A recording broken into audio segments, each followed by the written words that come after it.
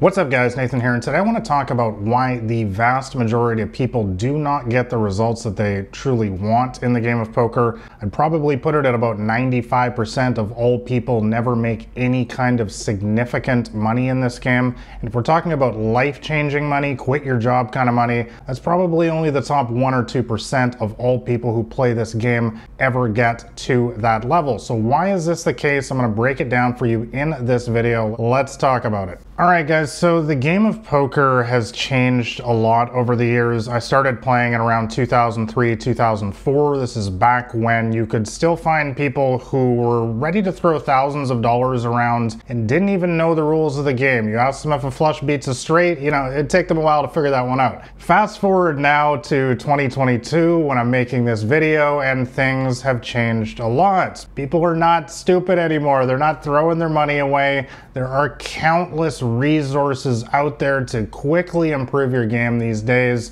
There are modern books, there are great training courses, you can hire a coach, you can watch videos like this, you can even watch professional poker players right now on Twitch playing live, and you can see every single hand they play. I mean, how can it possibly get any better than that? I've even got a free 60-page poker cheat sheet that walks you through the step-by-step strategy. You can literally copy it and go win at the small stakes now. It'll be the top link in the description below. It's completely free. So basically guys, the information is out there these days for anybody to quickly start winning at this game. But why is it that the vast majority still don't win in this game? In fact, I would probably put it at about 80% of people, maybe around 70%, who actually lose money at this game in the long run. And once again, like I said off the top, it's really only about the top 5% that actually make significant money in this game, and the top 1 or 2% who make life-changing money. So let's talk about why. Number one is priorities. For the vast majority of people who play this game, poker is somewhere around their 8th, 9th, 10th, 11th priority. If I'm speaking to you, you know what I'm talking about right now. You have a lot of other things in your life that are more important than poker, and I'm not here to preach. I'm not here to say there's anything wrong with that. I'm just here to state the basic facts that if poker is that far down on your priority list in your life, it's going to be difficult to get any kind of significant results in this game.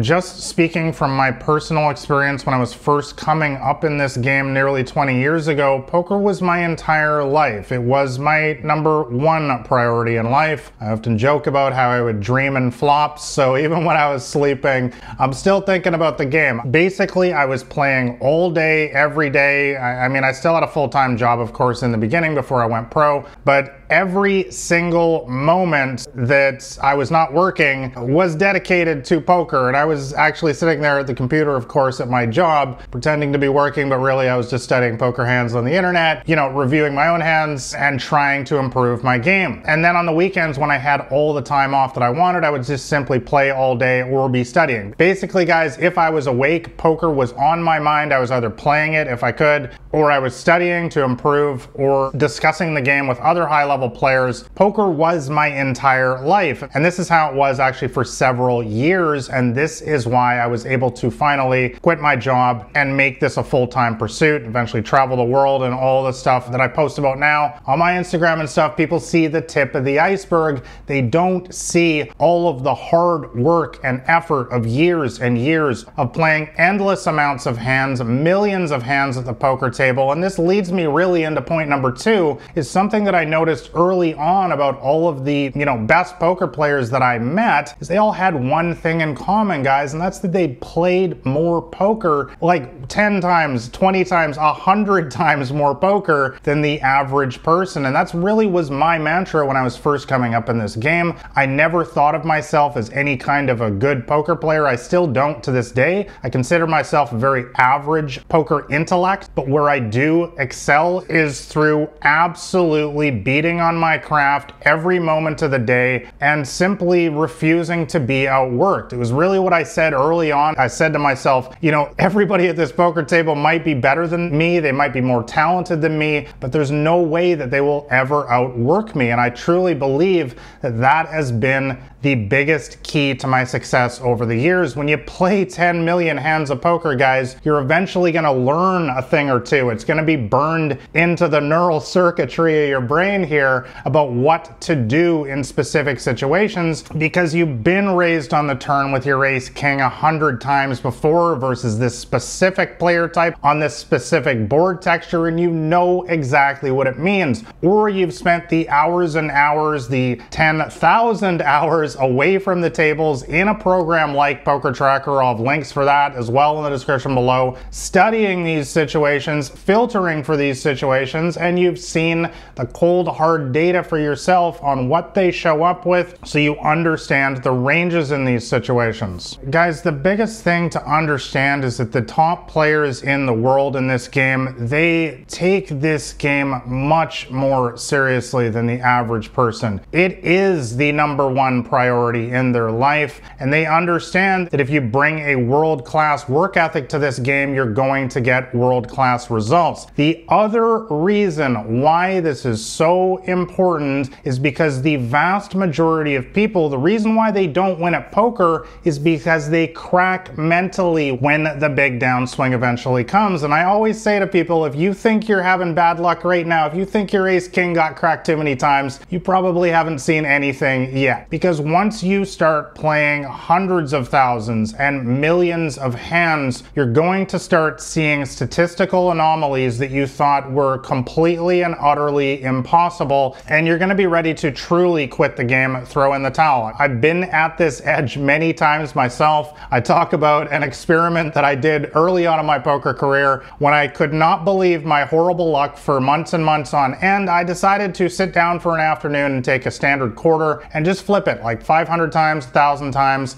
and to my shock, I managed to flip heads or tails something in the manner of 8 times in a row, several times over this sample. I actually sat there and wrote each one down like a good scientist because I had to see the variance for myself. And I guarantee if I was truly out of my mind and I had to sat there and flip that coin 5,000 or 10,000 times in a row, I probably would have found some strings of variance where I was able to flip heads or tails 15 times in a row. And this doesn't even seem possible in any universe. It makes no common sense why that would happen, but this is just basic math and statistics, guys. If you increase the sample size, you're going to increase the likelihood of more insanely outside of the curve statistical anomalies. And this is why, again, most world-class poker players have played an unbelievable amount of hands, is because of what this does is it builds mental calluses. You've seen it before, guys. And the other thing is you've seen yourself pull out of it. I often like to point out that every single downswing has an end. There's always a point where there's some light at the end of the tunnel. And again, if you've played hundreds of thousands or millions of hands, then you've seen the worst that this game can bring, can offer you, can throw at you, and you've also seen yourself pull out of it again and again. Guys, I cannot begin to stress how important this is in the heat of a moment with a very stressful game like poker. I get a lot of people coming to me and they show me their graphs and they played 5,000 hands in the last year, and respectfully, I would often play twice that amount in one day when I was grinding the most in this game. And what that tells me is that this person has very likely not seen anything yet in this game. They've not encountered any kind of real adversity, and when real adversity strikes them at the poker table, they're simply not going to be prepared for it like I am, and with a lot of other people that have played an absurd amount of hands. And guys, the final thing that I want to point out, and this is not totally necessary for everyone, but for me, poker is a complete and utter lifestyle. Like I said before, I'm thinking about the game 24/7, but I'm also preparing 24/7. And that includes regular exercise, optimized diet, optimized sleep schedule, and meditation. I've said before, I don't really take days off. I'm in the gym basically every single morning. I do travel a lot, so sometimes if I got a transatlantic flight or something, then I might have to get the workout in at night when I land. But the bottom line, guys, is I don't miss the workout. Now, a lot of people ask me, why do you need to run 10 miles every single morning? Why do you need to lift weights for an hour every single morning to play good poker? Guys, regular exercise and resistance training is literally proven to lower your stress levels. What is poker in a nutshell? A highly stressful game. It rewards people